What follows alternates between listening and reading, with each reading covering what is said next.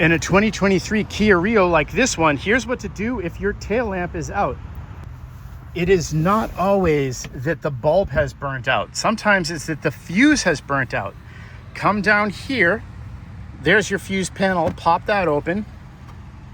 Oh man, this customer's car smells like cigarettes. Don't tell them that I said that.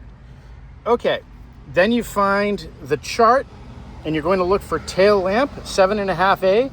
That's the right tail lamp. And then tail lamp 7.5A for the left. So let's say your left one is out. You're going to go over 2 columns to row 4. 1, 2, 3, 4. That is the fuse that you check. And if that is burnt out, you'll know because the little piece of metal, the diode, won't connect in the middle and you'll see char around it.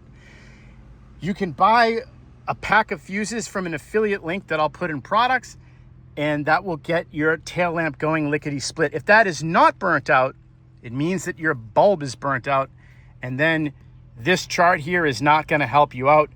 You're going to need to get a new bulb. I'll put an affiliate link for those too. If you have any questions, put them in the comments, and stay tuned for the next video.